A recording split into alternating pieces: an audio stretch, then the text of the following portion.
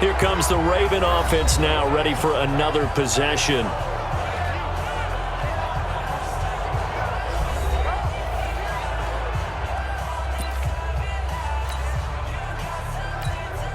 From the 34 now, here's 1st and 10.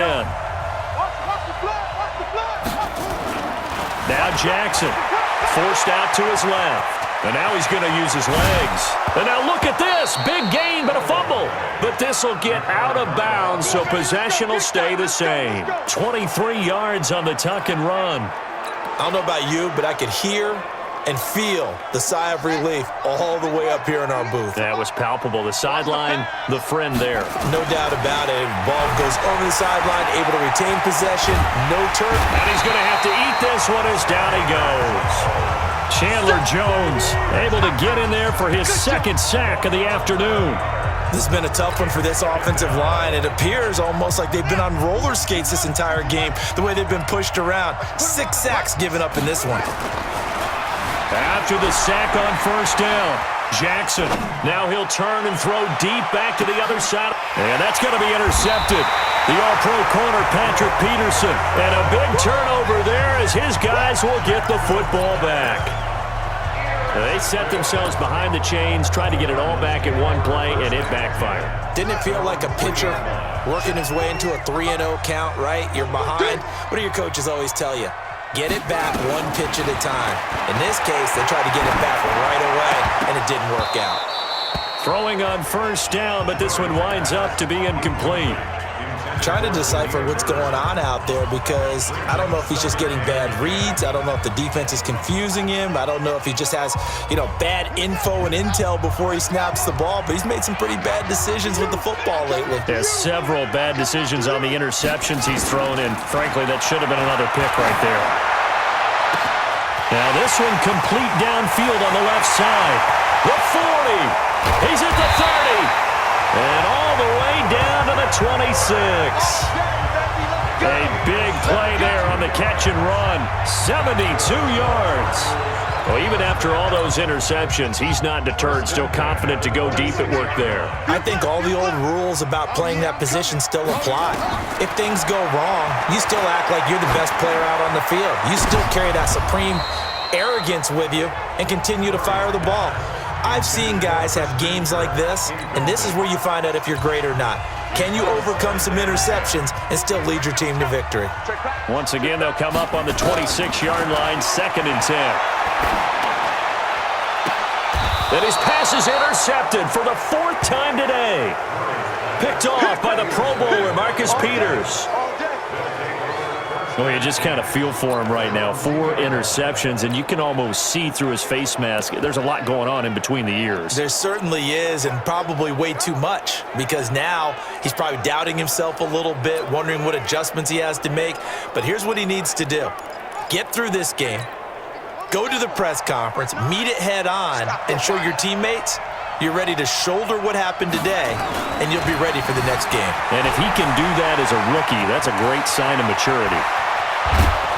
And he's able to get this one all the way past the 30. A gain of right around 30 on a play that began way back inside the 5. Last drive, remember, similar situation. He forced a ball into coverage through the pick. He learned better there. Yeah, similar to a golfer that's confronted with a shot that you just can't make. Sometimes you have to take your medicine, as they say, right? Just pull it down, take off, and go. Don't make something worse than what it was. And he's going to keep it here.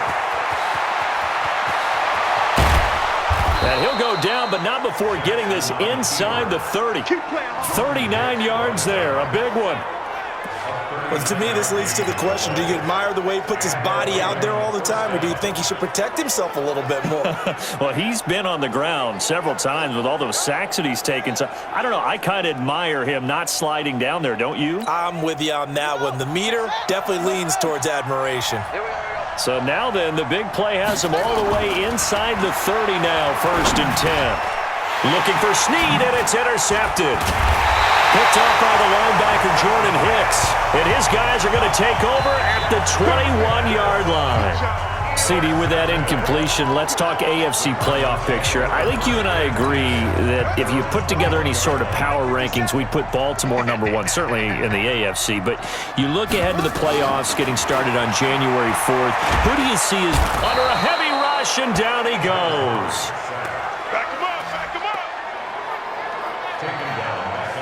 Well, you don't usually get a sack from a nose tackle spot, but we got one there. No, we don't, and a lot of the times in passing situations, they end up off the field anyway. So how happy was he to work his way back to the quarterback and put him on the ground? He's going to have a bit of... He's got the lane, and there he goes. The 20. Touchdown, Cardinals. Christian Kirk, 85 yards, as they have now chopped this lead down to 3. Solid response that time by a young quarterback. Last drive, interception. This drive, the touchdown pass. I like how you described it, solid, because you don't get extra kudos for bouncing back if you're going to be a big-time quarterback. You're supposed to do that. But at the same time, when you're a rookie, that's not guaranteed, is it? Sometimes they hang their heads and they go in the tank a little bit. Not in this case. Bounced back, took his team downfield, and threw a touchdown pass. Gonzalez good on the extra point. Welcome back to the desert. We're in Glendale, where the fourth quarter will begin with a kickoff following the score on the final play of the third quarter.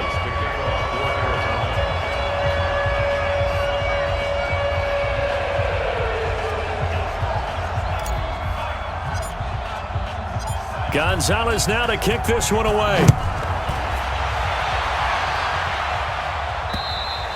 And this will not be returnable. It's out of the back of the end zone for a touchback. Lamar Jackson marching back onto the field. Bottom line, he's got to figure things out. He's completed 3 passes, but 2 of them have been to the wrong team so far. And when we talk about the best quarterbacks, we're usually talking about touchdown to interception ratio, aren't we? And 2 to 1 is acceptable, but the top line guys, 3 to 1 or better is what they're looking for. Now we're talking about interceptions versus completions. That's not a ratio should ever be in any discussion. Big yardage there on the scramble. It gets him a first down. We know he's got the arm, but watch out for those wheels. Kind of harkens back to guys they used to call the scrambler and the dodger. This guy can make it work with his legs. Field opened up. He took advantage.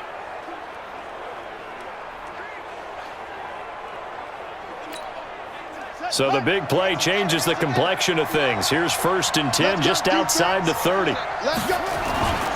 Here's Jackson. Steps away to his left. Now he'll pull it down. He's got a first down and much more. Oh, no, he lost the football. And this is going to kick out of bounds. Boy, a fortunate bounce or 2 there. They'll keep possession back inside the 10-yard line.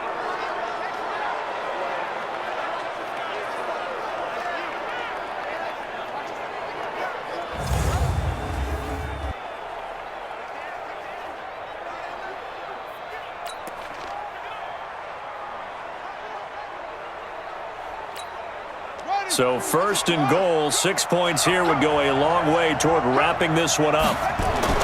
Here's Jackson to throw, buying time to his left.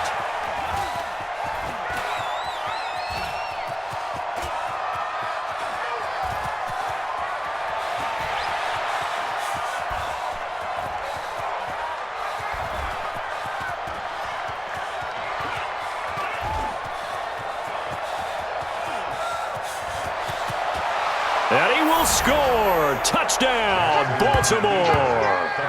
Lamar Jackson.